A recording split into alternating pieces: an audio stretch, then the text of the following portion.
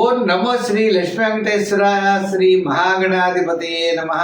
సంధ్యారంభవిజృంభితం శృతిజరస్థానాంతరాధిష్ఠితం సప్రేమ భ్రమరాభిధానమసకృత్సద్వాసనశోభితం భోగీంద్రాభరణం సమస్త సుమనాపుజన్మునావిష్కృతం సేవే శ్రీగిరిమల్లికార్జున మహాలింగం శివాలింగితం. ప్రేక్షకులు నమస్కారాలు తెలియజేస్తూ మనం ఆగస్టు నెలలో ఏ రాశుల వారికి ఎలా ఉంటుందో మొదట తప్పనిసరిగా తెలుసుకుందాం. అయితే మిథున రాశిలో గురుడు, శుక్రుడు, రవి బుధుల కర్కాటక రాశుల్లోనూ, మరి తర్వాత చెప్పాలి అన్నట్లయితే సింహరాశిలో కేతువు, కన్యారాశిలో కుజుడు, కుంభరాశిలో రాహు, మీనరాశిలో శని యొక్క సంచారం ఉంటుంది. కర్కాటక రాశిలో 15 వరకు సంచారం ఉన్న రవి తదుపరి సింహరాశిలో ప్రవేశించడం జరుగుతుంది. ఈ విధమైనటువంటి గ్రహ సంచారంతో మనం ముందుకు వెళుతున్నాం. మరి ఈ కార్యక్రమాన్ని 10 మందికి అందించడం కోసం ప్రతి ఒక్కరు కూడా షేర్ చేయండి. 12 రాశుల గురించి మనం తెలుసుకోబోతున్నాం. దాంట్లో మన రాశి గురించి మనం తెలుసుకుంటూ ముందుకు వెళ్దాం. ఇంకొక విషయం, చిన్న చిన్న పరిహారాలు ఉంటాయి. పరిహారాల ద్వారా నెగిటివ్గా ఉన్నప్పుడు, మనకు అనుకూలమైన పరిస్థితులు లేనప్పుడు దాన్ని అనుకూలంగా మార్చుకునేటువంటి విధంగా మనం చిన్న చిన్న పరిహారాలు చెప్తున్నాం. పరిహారాలు తప్పకుండా పాటించండి. తద్వారా పాజిటివ్ వైబ్రేషన్స్ మీలో డెవలప్ అయ్యి తప్పనిసరిగా అనుకూలమైనటువంటి ఫలితాలు, అనుకూలంగా మార్చుకునేటువంటి విధి విధానాలు మనకు ఉన్నాయి. అటువంటి విధానాలు పాటిస్తూ మీరు ముందుకు వెళ్ళాల్సిందిగా కోరుకుంటున్నాం. మరి ముందుగా రాశి గురించి తెలుసుకుందాం. మిథున రాశి. ఈ మిథున రాశి వారికి చాలా నిదానంగా ఉండాలి. ప్రతి పని కూడా చాలా శ్రద్ధగా చేయాలి. అంటే గురుడు మీకు వ్యయ స్థానంలో ఉన్నాడు. గురుడు జన్మస్థాన సంచారం, వెయ్యి నుంచి జన్మల్లోకి వచ్చాడు. జన్మలోనే శుక్రుడు ఉన్నాడు. అంటే విందు వినోదాలు పాల్గొంటారు, కానీ కుటుంబ ఆర్థిక సంతానపరమైన వ్యవహారాల్లో శ్రమ అయితే మాత్రం చాలా ఎక్కువగా ఉంటుంది. ఆలోచనతో ముందుకు వెళ్ళవలసిన పరిస్థితులు ఉన్నాయి. స్థిరాస్తి డెవలప్మెంట్స్ ఖచ్చితంగా అనుకూలిస్తాయి. సోదర వర్గ ఆనుకూల్యత మీకు లభిస్తుంది. నూతనమైనటువంటి ప్రయత్నాలు కొన్ని ప్రారంభిస్తారు. క్రయ విక్రయాదులు యోగించే అవకాశాలు ఉన్నాయి. ఇంకా ఉద్యోగపరంగా అంటారా, జాగ్రత్తలు తీసుకోవాలి. రాజకీయ పరంగా మాట్లాడేటప్పుడు జాగ్రత్తలు తీసుకోండి. మీటింగులు అవన్నీ కండక్ట్ చేసేటప్పుడు మనం శ్రద్ధ వహిస్తే చాలు. ఇంకా విద్యార్థులైతే దక్షిణామూర్తిని బాగా పూజించి మంచి శ్రద్ధ అనేది విద్యార్థులకు చాలా అవసరం. ఇంకా వ్యాపారపరమైన ఆర్థిక లావాదేవీలు మనకి చూసినట్లయితే ఆగస్టు 15 తర్వాతే అనుకూలించే అవకాశాలు ఉన్నాయి. ఆగస్టు 15 వరకు పెద్దగా యోగంగా లేదు. ఇంచేతంటే మీకు క్యాలిక్యులేషన్స్ ఇవన్నీ చాలా కరెక్ట్గా ఉంటాయి. ఉన్నప్పటికీ ఆ ఆత్మస్థైర్యం అనేది ఆగస్టు 15 నుంచి ఆగస్టు నెలాఖరు వరకు మీకు ఆత్మస్థైర్యం మీకు పెరుగుతుంది. తద్వారా చాలా నిర్ణయాలు, చాలా విషయాలు, చాలా అభివృద్ధి అనేది కనబడుతుంది. నూతనమైనటువంటి ప్రయత్నాలకి శ్రీకారం మీకు మాసాంతంలో చుట్టే అవకాశాలు ఉన్నాయి. దూర ప్రయాణాలు ఉన్నాయి. సౌపుణ్య కార్యక్రమాల్లో పాల్గొంటారు. మంచి నిర్ణయాలతో ముందుకు వెళ్ళేటువంటి పరిస్థితి అయితే ఈ మాసం కనబడుతోంది. సంఖ్యల్లో ఎక్కువగా మీరు 5-6 సంఖ్యలు వాడాలి. రంగుల్లో గ్రీన్ వాడండి, తెలుపు వాడండి. అంటే సంఖ్యలు, రంగులు అయ్యే. మూడోది, వారాలు మీరు ఏదైనా చేయాలంటే గురువారం చేయండి. దర్శనాలు చేయాలంటే శివ దర్శనాలు చేయండి. స్తోత్రాల్లో శివస్తోత్రాలు పఠించండి. మీకు శివక్షేత్రాల ద్వారా, శివ స్తోత్రాల ద్వారా ఉన్నతమైనటువంటి స్థితికి వెళ్ళేటువంటి పరిస్థితులు ఉన్నాయి. అంటే ప్రస్తుతం ఉన్నటువంటి ఏ చిన్న చిన్న సమస్యలు అయితే మీకు ఉన్నాయో ఆ సమస్యలన్నీ పరిష్కారం శివ దర్శనం ద్వారా లభిస్తుంది.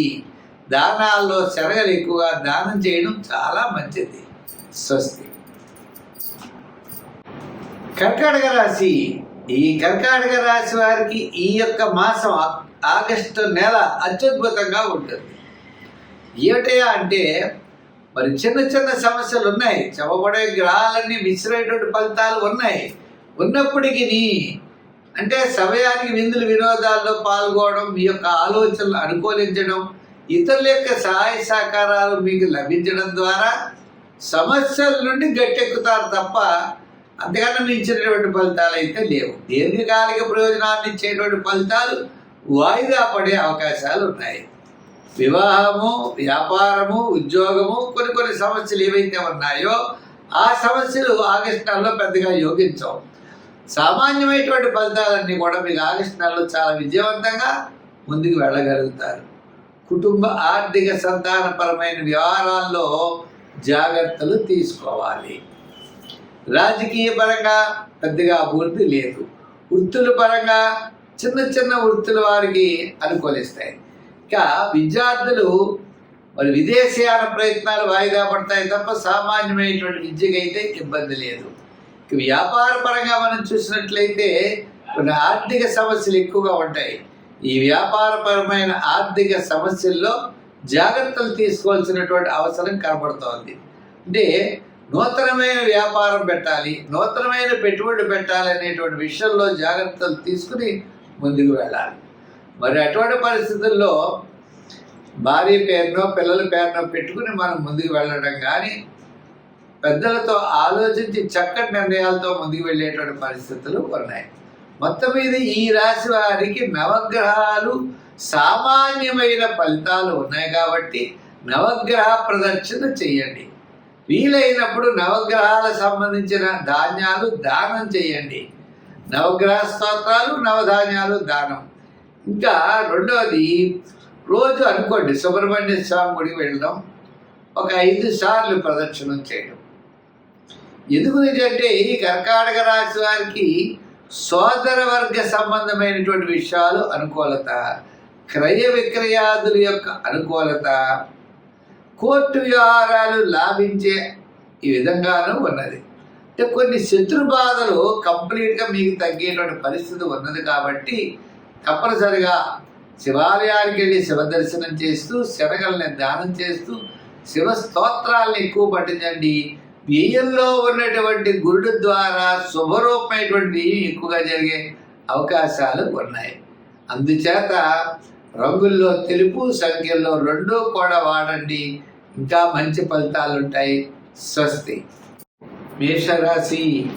ఈ మేషరాశి వారికి ఈ నెల చాలా ప్రోత్సాహకరంగా ఉంది. విందులు వినోదాల్లో పాల్గొంటారు, సౌపుణ్య కార్యక్రమాల్లో పాల్గొంటారు, ఆధ్యాత్మికమైనటువంటి చింతన పెరుగుతుంది. అనుకునేటువంటి పనులన్నీ కూడా చక్కగా మనం పూర్తి చేయగలుగుతాం.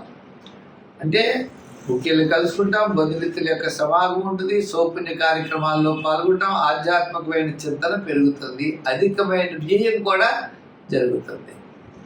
ముఖ్యమైన వ్యవహారాలన్నీ కూడా మనకి మాసంలో మొట్టమొదటి 15 రోజులు బాగా పూర్తి చేయడానికి ఎక్కువ అవకాశాలు కనబడుతున్నాయి.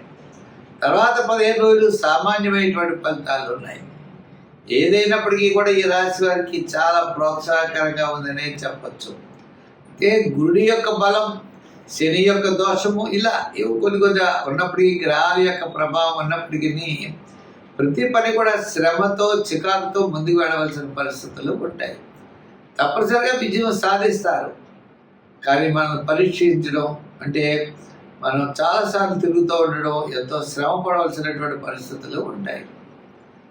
అయితే శుక్రగ్రహం అనుకూలంగా ఉండడం వల్ల వేళకి భోజనము, వేళకి విందులు, అలాగే సోపుని కార్యక్రమాలు, చిన్న అలంకారాలు సమకూర్చుకోవడం, వాహనాలు ఏమైనా రిపేర్లు ఉంటే చేయించడం, గృహ మరమ్మతులు చేయించడం, ఇటువంటి పనుల మీద అన్నీ కూడా ఎక్కువగా మనం వినియోగించేటువంటి సమయం ఎక్కువగా కనబడుతుంది. అంతేత మనం జాగ్రత్తలు తీసుకోవాల్సినటువంటి అవసరం ఉన్నది. ముఖ్యంగా ఆర్థిక వ్యవహారాల్లో జాగ్రత్తలు తీసుకోవాలి. శత్రుబాధలు తగ్గుతాయి, దూరం నుండి శుభవార్తలు అందుతాయి. విద్యార్థులకి చక్కని ప్రోత్సాహకరంగా ఉంది. రాజకీయ నాయకులకి సామాన్యంగా ఉంది. వృత్తుల పరంగా ఉన్న వారికి, కళారంగం వారికి, న్యాయవాదులకి, వైద్యులకి, చిన్న చేతి వృత్తి పని చేసే వారికి, వృత్తుల వారికి అందరికీ కూడా మనకి మాసంలో సగభాగం, మొట్టమొదటి సగభాగం చాలా ప్రోత్సాహకరంగా కనబడుతుంది.